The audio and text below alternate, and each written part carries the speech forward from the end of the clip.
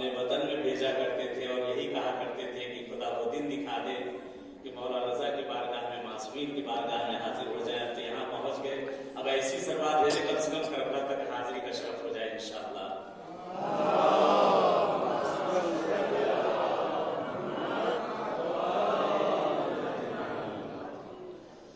بہرحال آج کا موضوع بھی جو موضوع گفتگو رضا ہمسر از دیدگاہ حضرت زہرا سلام اللہ علیہا کہ انشاءاللہ چند دقائق آپ کی خدمت میں انشاءاللہ میں حاضر ہوں. ختم مرتبہ جناب رسول خدا صلی اللہ علیہ وآلہ وسلم یہ وہ ذات ہے کہ جس کے صدقے میں دنیا کی ہر شے خلق ہوئی ہے. یہ وہ ذات ہے کہ جس کے لیے حدیث ہے کہ لولا ما خلقت الافلاک، اے میرے حبیب اگر آپ نہ ہوتے تو زمین و آسمان کو میں خلق نہ کرتا. لیکن اسی کے آگے حدیث بڑھی کہ اگر زہرا نہ ہوتی تو میں آپ کو بھی خلق نہ کرتا. یعنی شہزادی کونین کا وہ مرتبہ ہے، اس بیوی دو عالم کا وہ مرتبہ ہے کہ جس کے صدقے میں یہ دنیا کی ہر شے، جس کے بابا کے صدقے میں دنیا کی ہر شے خلق کی گئی ہے. یہ زمین کا فرش محمد اور آل محمد کے صدقے میں خلق ہوا. یا آسمان کا نیلا شامیانہ محمد اور آل محمد کے صدقے میں خلق ہوا. یہ چہچہاتی ہوئی چڑیاں اہل بیت اطہار کے صدقے میں خلق ہوئی. یہ موج مارتا ہوا دریا اہل بیت اطہار کے صدقے میں خلق ہوا. یہ ہمارے جسموں میں یہ سانسیں آتی ہوئی اہل بیت اطہار کے صدقے میں خلق ہوئی ہیں. دنیا کی ہر شے جو خلق ہوئی ہے محمد اور آل محمد کے صدقے میں خلق ہوئی ہے.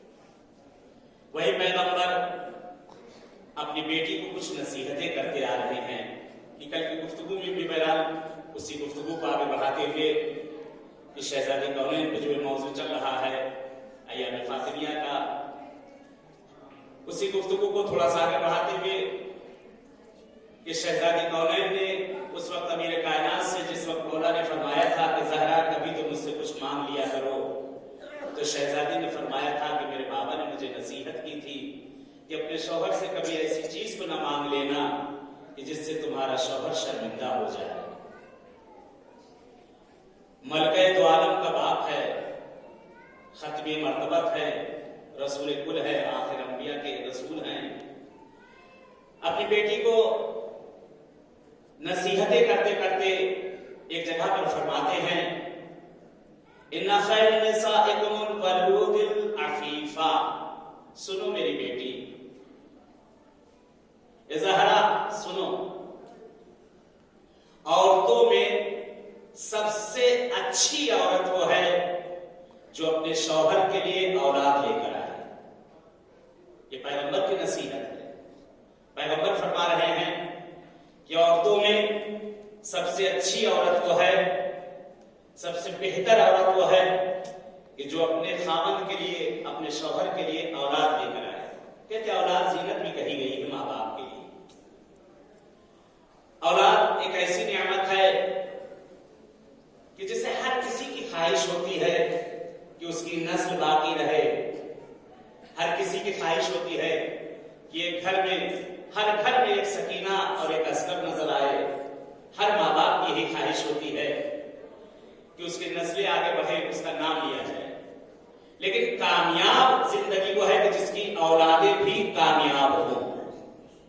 یعنی ایسی اولاد ہو جو باپ کے لیے اور ماں کے لیے زینت بن جائے.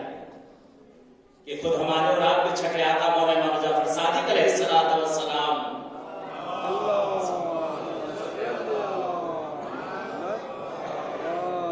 ایک اس سے بہتر سلام ہے محمد و آل محمد پر.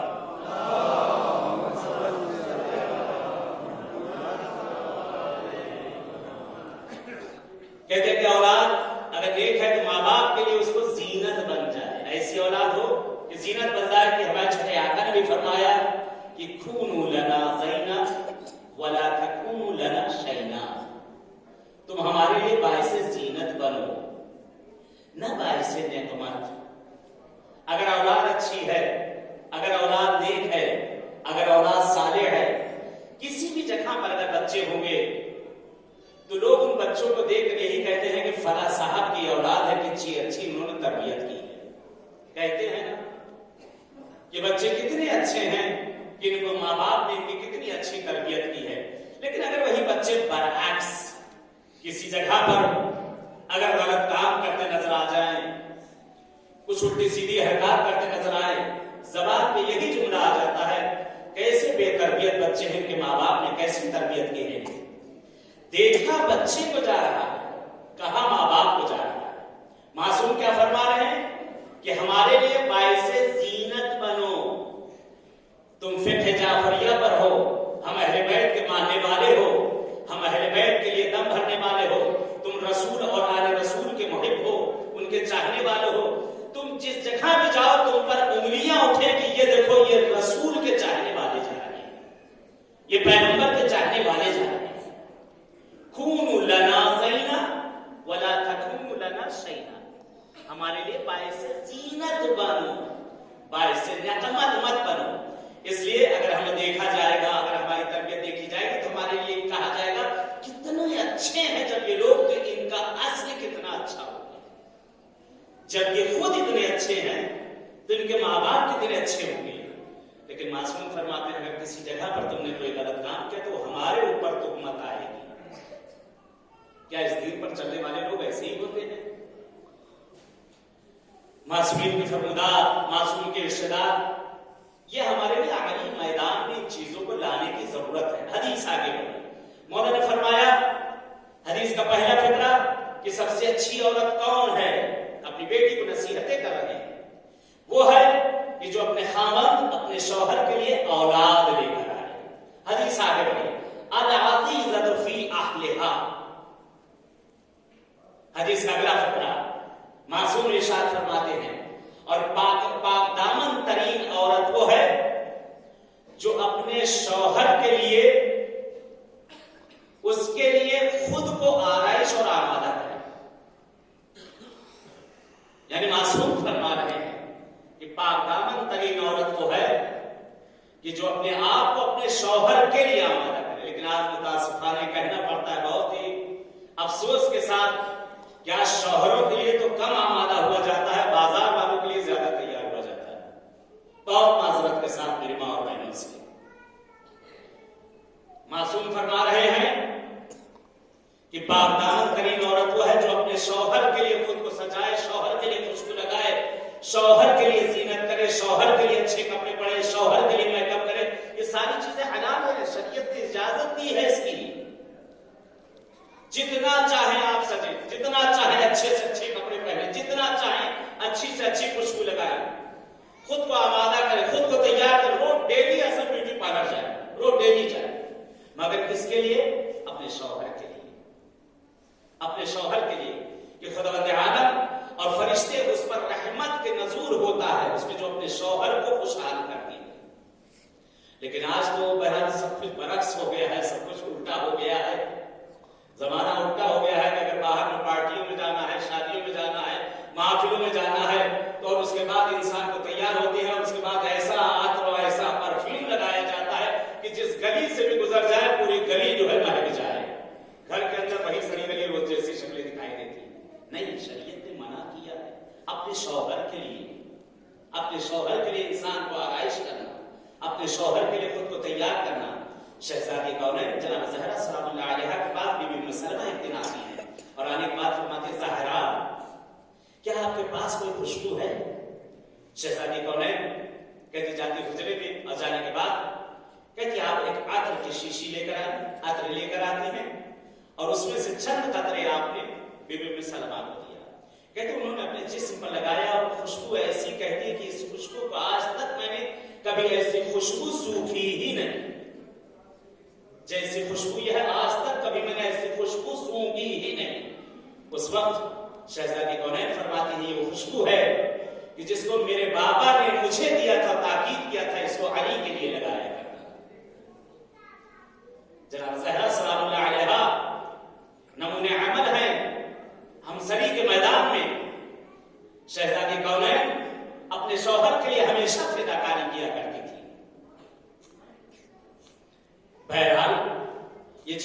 جائز ہیں. لوگ سوال کرتے ہیں یا اکثر سوال ہوتا ہے, لیڈیز کا یہ سوال ہوتا ہے زینت کے عنوان سے, کیا عورت مثلا اس انگلی میں انگوٹھی پہن سکتی ہے نہیں پہن سکتی؟ یہ شہادت کی انگلی. کیا عورت بیچ والی انگلی میں انگوٹھی پہن سکتی ہے نہیں پہن سکتی؟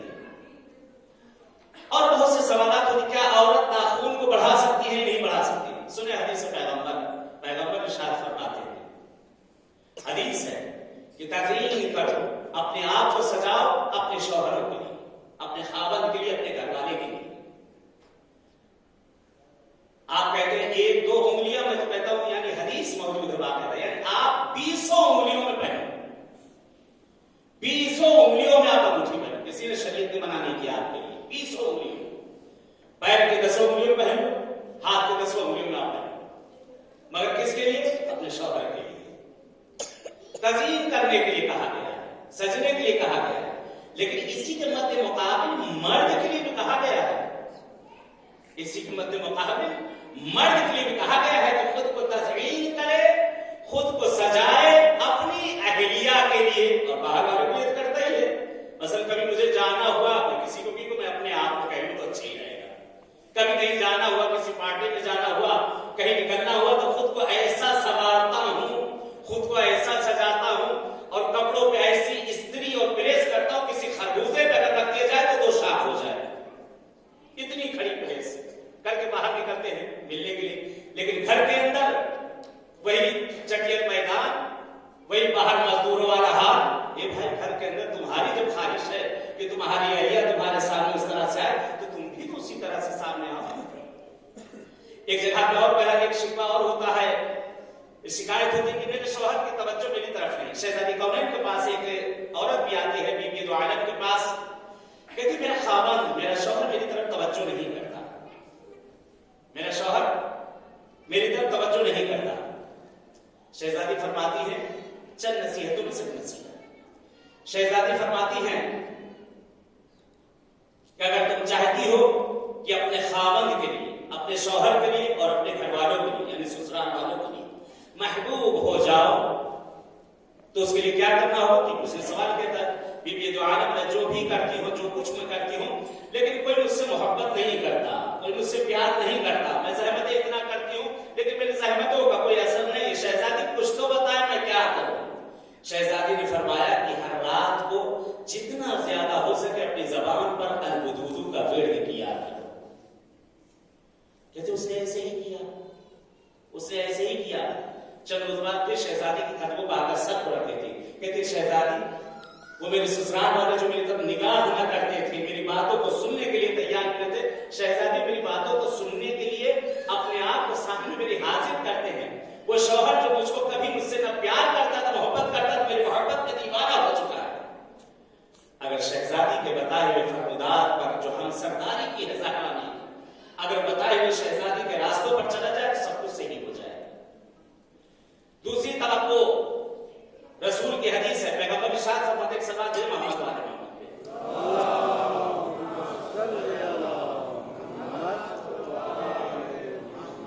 پیغمبر ارشاد فرماتے ہیں کہ اپنی محبت کا 2 جگہ پر اظہار کرو, اپنی محبت کا 2 جگہ پر اظہار کرو. بڑی مشہور حدیث, بڑی معروف حدیث ہے. 2 جگہ اپنی محبت کا اظہار کیا جائے. پہلی جگہ اپنی ماں کے سامنے اپنی محبت کا اظہار کرو. ماں کے سامنے اپنی محبت کا اظہار کرو. ماں سے اس کے دونوں ہاتھوں کو اپنے ہاتھوں میں لو اور اس کو بوسا تو ماں سے کہو کہ میں آپ سے محبت کرتا ہوں, میں آپ کو چاہتا ہوں, میں آپ کو پیار کرتا ہوں. یعنی دل کے اندر نہ رکھے رہے, بلکہ اپنی محبت کا اس پر اظہار کریں. اپنی ماں کو بتائیں کہ میں آپ سے محبت کرتا ہوں. دوسری جگہ جہاں پیغمبر نے تاکید فرمائی ہے, پیغمبر اعظم فرماتے ہیں اپنی محبت کا اپنی شریک حیات سے اظہار کرو. اپنی بیوی سے اپنی محبت کا اظہار کرو, دوسری بیوی سے نہیں, اپنی بیوی سے.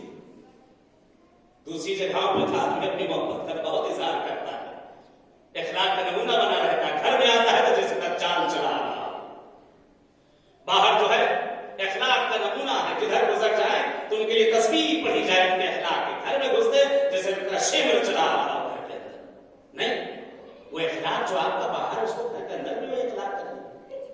یہ انسان کی زندگی کو بڑھاتا ہے, حسن خلق انسان کا اپنی فیملی کے ساتھ اس کی زندگی کو بڑھاتا ہے اور اس کے امور کی اصلاح کرتا ہے، روزی میں خیر و برکت دیتا ہے، زندگی میں خیر و برکت دیتا ہے، تمام وباؤں سے دور رکھتا ہے، اپنے گھر والوں سے اچھے اخلاق میں پیش آنا۔ پیغمبر نے فرمایا اپنی محبت کا اظہار کرو، دو جگہ پر، کہاں پر؟ ایک اپنی ماں سے اور ایک اپنی شریک حیات سے۔ زندگی بھر بیچارے یہ ہماری خدمت کرتی ہے ایک نوکرانی کی طرح، لیکن زبان پر ایک جملہ نہیں آتا، کسی وقت زبان پہ جو بھی پکا کے رکھ دے، جو بھی کام کرے، کسی وقت اس کا شکریہ ادا کر دیا جائے اور اس پر سینہ تان کے مرد کھڑا ہو جاتا ہے۔ تمہارا فرض ہے کہ تم یہ کرو۔ کس شریعت میں لکھا ہے؟ کون سے فرض ہے؟ کہاں کی شریعت نے بتایا ہے؟ شریعت یہ کہتی ہے ایک دوسرے کے لیے ہمسر بنو، ہم سفر بنو۔ قرآن نے کہا ہے کہ تم ایک دوسرے کے لباس ہو۔ قرآن کی آیت موجود ہے، زن و مرد کو اللہ نے ایک دوسرے کا لباس قرار دیا، کپڑا قرار دیا ہے۔ کپڑے کو جتنا تمیز رکھا جائے گا، جتنا اچھا رکھا جائے گا، اتنا ہی معاشرے میں اچھا دکھائی دے گا انسان۔ پیغمبر نے فرمایا اپنی محبت کا اظہار کرو اپنی شریک حیات سے۔ کہتے جس طرح سے میں مجلس پڑھ رہا ہوں، آپ کی تھکان اتارنے کے لیے ایک واقعہ اور سن لیجیے، کیونکہ وقت میں اتنا گنجائش نہیں ہے کہ ایک شخص بیرا گیا کہیں، مولانا صاحب تقریر کر رہے تھے، ایسے فیملی کے اوپر، سرداری کے اوپر تقریر ہو رہی تھی۔ مولانا صاحب خطبے میں کہہ رہے تھے کہ اپنی شریک حیات سے اپنی محبت کا اظہار کیا کرو، وہ گھر میں جو زحمتیں کر رہی ہے اس کی تعریف کیا کرو، جو پکاتی ہے، جو کھلاتی ہے، تم نے کم سے کم ایک مرتبہ تو اس کی تعریف کر دیا کرو۔ بہرحال ہمارے مردوں میں تعریف کی تو عادت نہیں ہے، جان نکال کے بیچارے بیوی رکھ دیں گے، لیکن تعریف دوسرے کے کھانوں کی ہو جائے گی لیکن اس کے کھانے کی تعریف نہیں ہو سکتی۔ کہتے بہرحال وہ تقریر کر رہے تھے، اس کی سمجھ میں آ گیا، اس شخص کی سمجھ میں آ گیا، کہہ رہے کہ بیوی کی تعریف کرنا چاہیے، بیوی کی تعریف کرنا چاہیے، بیوی جب کھانا لائے تعریف کرے، بیوی جو کام کرے تعریف کرے۔ اس کی سمجھ میں آ گیا، یہ آج جو انہوں نے نماز جمعہ کا جو ہے ایک جزء لے لیا، ان کی سمجھ میں آ گیا کہ بیوی کی تعریف ہونا چاہیے۔ گھر پہنچے، دوپہر کا وقت ہے، نماز ہو چکی ہے، بہرحال بیوی نے دسترخوان لگایا، سامنے دسترخوان لگایا گیا، بیٹھے یہ ہاتھ دھو کے، سبحان اللہ کتنا اچھا دسترخوان ہے۔ کہتے بیوی نے انسنی کی، کچھ کہا نہیں، بہرحال انسنی بات کر دی اور بہرحال اپنے بات کے کام میں لگی رہی۔ کہتے اس کے بعد پلیٹیں لا کر رکھی گئی، پلیٹیں رکھی گئی، کہتے سبحان اللہ کتنی اچھی اللہ کی نعمت، اتنی اچھی پلیٹیں۔ اب بیوی کی تھوڑا سا ٹانگ جو ہے کھڑے ہوئے کہ اس کو ہو کیا گیا، کہہ رہے ہیں دھیرے دھیرے ایک مرتبہ جو ہے جو دسترخوان کی چیزیں لا کر رکھی جا رہی ہیں، یہ تعریف کی چھڑی لگائے پڑے ہیں۔ بیوی کچن تھا، پہلا وہاں میز لگی ہوئی، دسترخوان لگا ہوا اور وہ روٹی پکانے میں لگی ہوئی۔ کہتے ہر چیز آ رہی ہے، تعریف کرتے چلے جا رہے ہیں۔ ایک مرتبہ کھانا لا کر لگایا گیا، کہتے کھانا کھاتے، ہر لقمہ کھاتے، سبحان اللہ کتنا اچھا کھانا بنا ہے، اس سے پہلے تو میں نے ایسا کھانا کھایا ہی نہیں۔ کہتے ہر لقمہ کھائے جانا تعریف کے، سبحان اللہ ایسا کھانا آج تو ایسے لگا پہلی مرتبہ میں کھانا کھا رہا ہوں۔ کہتے تعریف کیے جانے، تعریف کی بیوی آپ کو بولا ہوئے جا رہی ہے، یہ تعریف کہتے ہیں آج اس کو ہوا کیا ہے۔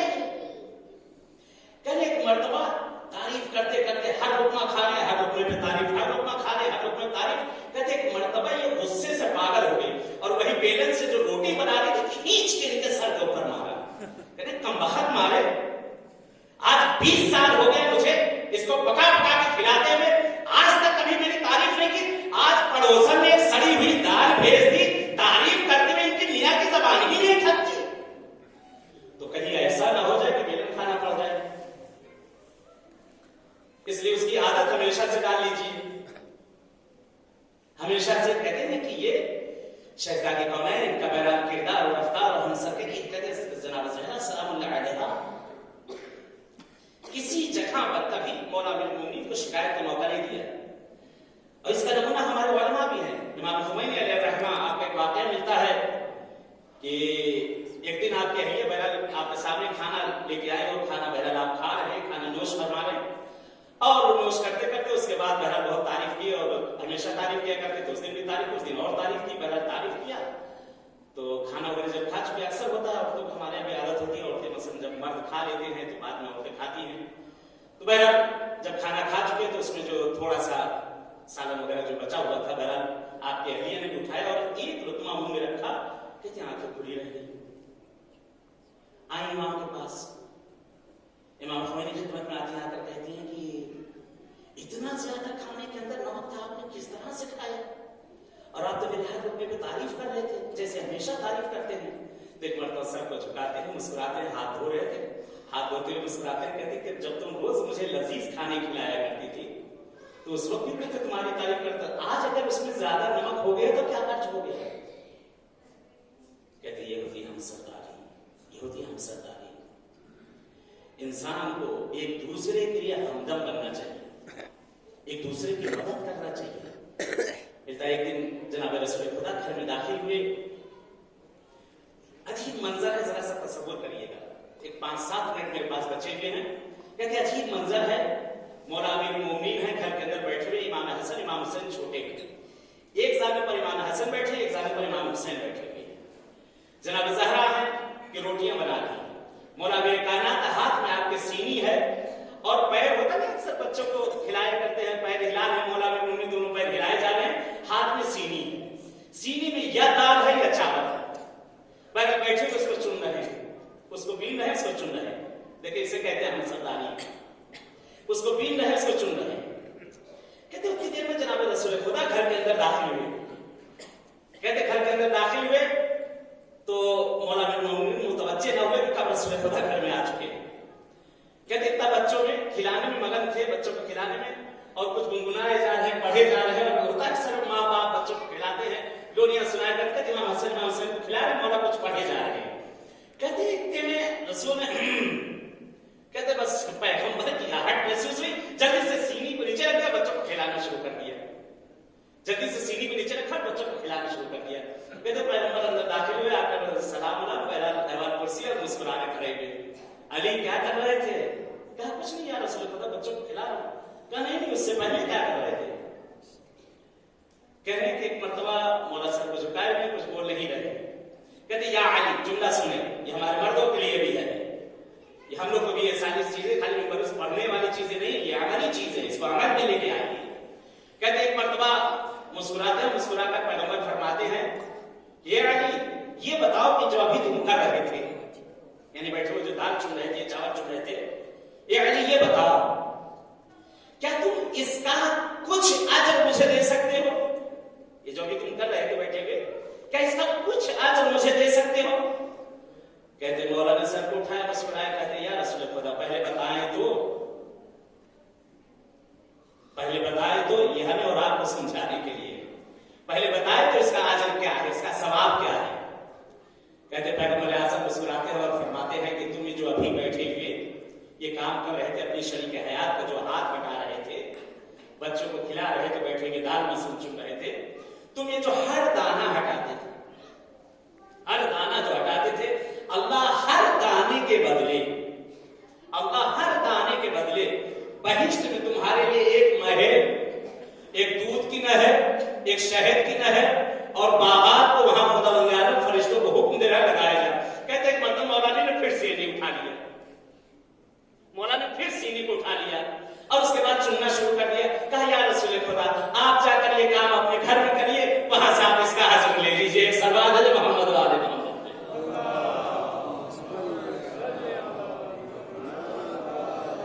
پیغمبر نے ارشاد فرمایا ان خیر نسائکم الولود العفیفہ، عورتوں میں سب سے اچھی عورت وہ ہے جو اپنے خاوند کے لیے، اس کے لیے اولاد لے کر آئے. حدیث ہے العزیزۃ فی عقلہا الذلیلۃ ما بعدہا.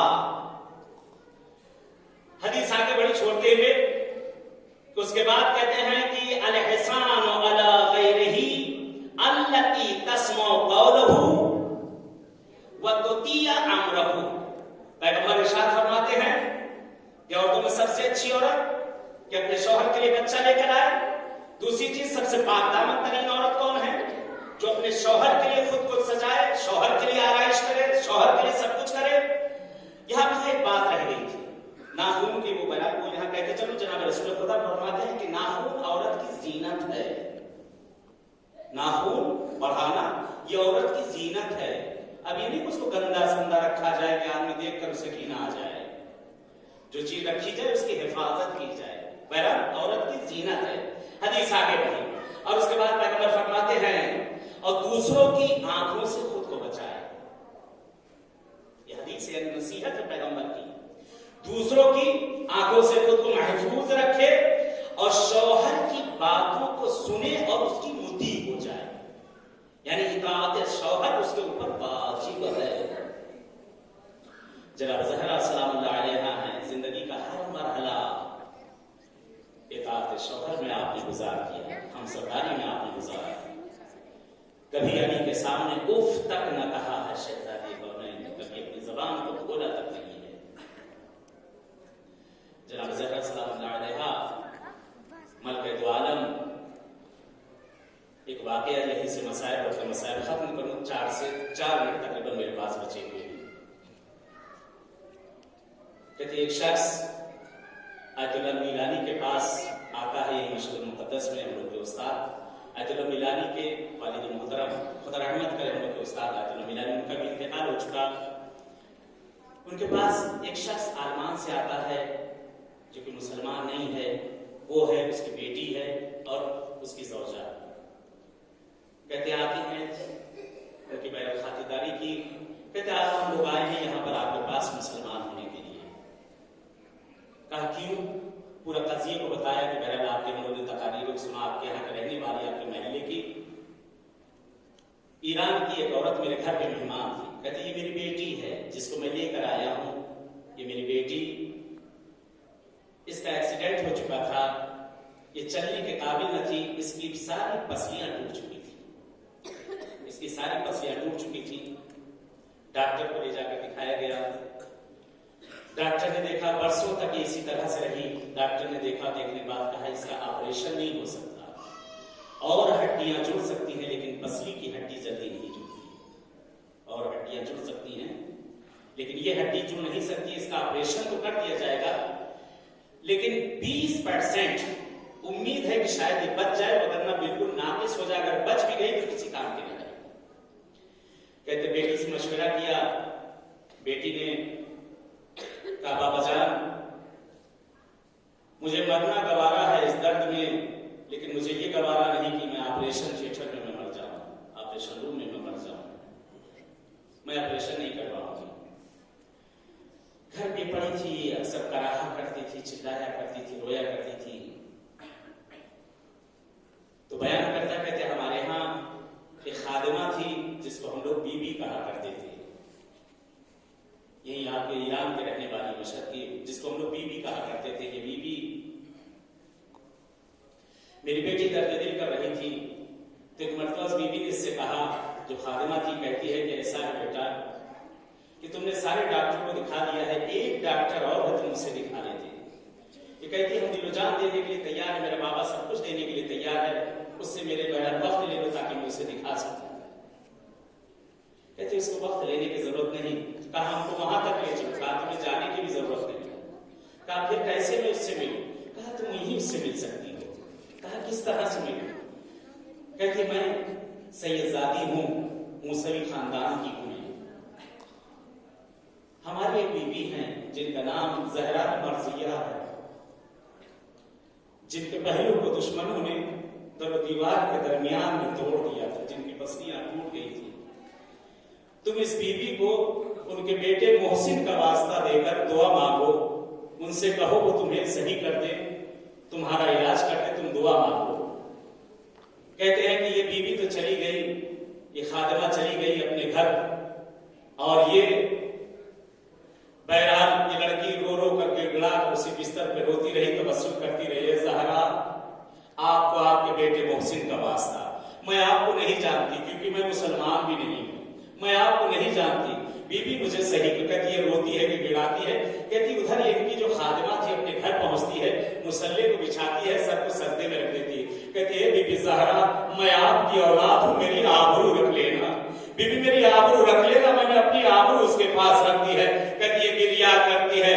کہتے نقل کیا جاتا ہے یہ کنیز, یہ کام کرنے والی اپنے گھر میں بی بی زہرا سے تبسل کرتی ہے. شہزادی میری آبرو رکھ لو زہرا, میری آبرو